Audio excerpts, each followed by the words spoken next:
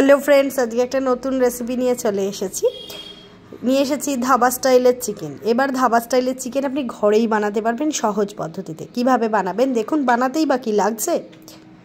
নিয়েছি চিকেন, টক দই। চিকেনটা ভালোভাবে ধুয়ে আমি তাতে টক দইটা মেশাবো। তার আগে টক দইটা একটু ভালোভাবে ফেটিয়ে নিচ্ছি, তাহলে কিন্তু চিকেনটা কাটবে না। দেখুন কতটা স্মুথ হয়েছে। এতে কিন্তু আপনি যখন মাংসটা রান্না করবেন, অনেক সময় অনেকের দই ফেটে যায়, ঠিক আছে, এটা কিন্তু একদমই ফাটবে না। এবার চিকেনটা আমি ম্যারিনেশন করাবার জন্য দিয়ে দিচ্ছি সামান্য পরিমাণ সর্ষের তেল, সামান্য ধনে গুঁড়ো, দিচ্ছি সামান্য পরিমাণ নুন, সামান্য পরিমাণ কাশ্মীরি লঙ্কার গুঁড়ো, এটা একটু বেশি দিচ্ছি, দিয়ে ভালোভাবে মাংসটাকে ম্যারিনেট করব। ভালোভাবে কিন্তু ম্যারিনেশন করবেন যাতে মাংসর ভেতরে আপনার মশলাটা পৌঁছয়। এভাবে রেখে দিচ্ছি আধ ঘন্টা। তারপরে কেটে নিয়েছি পেঁয়াজ, রসুন, কাঁচা লঙ্কা আর টমেটো, আর নিয়েছি সঙ্গে একটু সাদা তেল। আধ ঘন্টা পর দেখুন মাংসটা কত সুন্দর হয়ে গেছে। কড়াই বসিয়ে দিয়ে দিচ্ছি সাদা তেল, তাতে দিয়ে দিচ্ছি গরম মশলা, তারপর দিয়ে দিচ্ছি চপড পেঁয়াজ, দিয়ে ভালোভাবে পেঁয়াজটাকে ভেজে নেব। তার মাঝেই দিয়ে দিচ্ছি সামান্য পরিমাণ নুন। ভিডিওটা ভালো লাগলে লাইক, শেয়ার, সাবস্ক্রাইব, কমেন্ট করে একটু পাশে থাকবেন।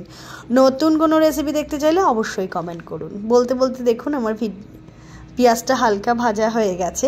এবার দিয়ে দিলাম রসুন আর কাঁচা লঙ্কা কুচি, দিয়ে আমি আবারও ভালোভাবে পেঁয়াজটাকে ভাজবো।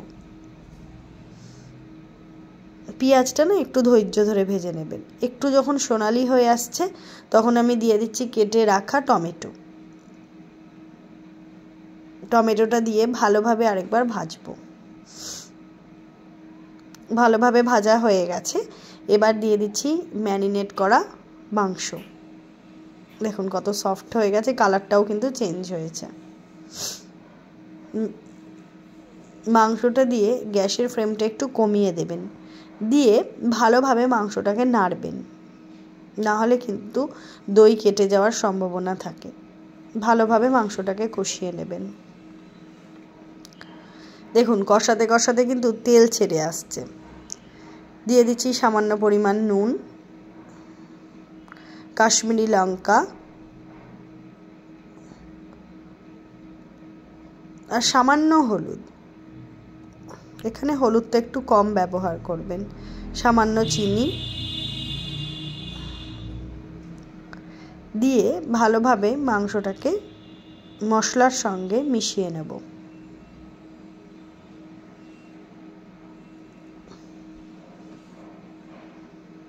কালারটা দেখছেন কত সুন্দর আসছে, দেখে লোভ লাগছে তো।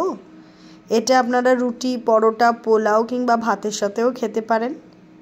খেতে কিন্তু অসাধারণ লাগে। এই শীতের বেলা ডিনার বা লাঞ্চ জমে উঠুক ধাবা স্টাইলের চিকেন দিয়ে।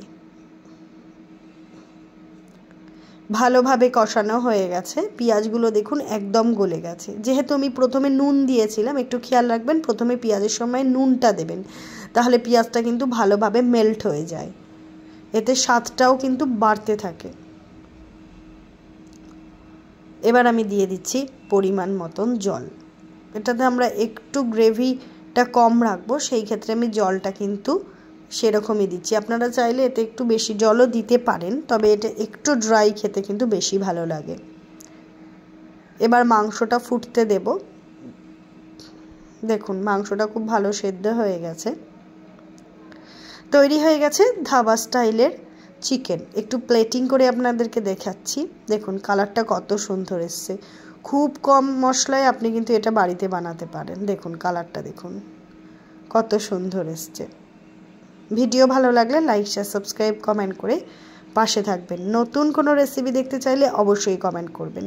ফিরছি পরের ভিডিওয়ে। ততক্ষণ সুস্থ থাকুন, ভালো থাকুন, আর পরিবারকে এরকম চিকেন বানিয়ে গরম গরম রুটির সঙ্গে রাতে সার্ভ করুন। ভালো থাকুন। Enjoy a day. জয় তারা।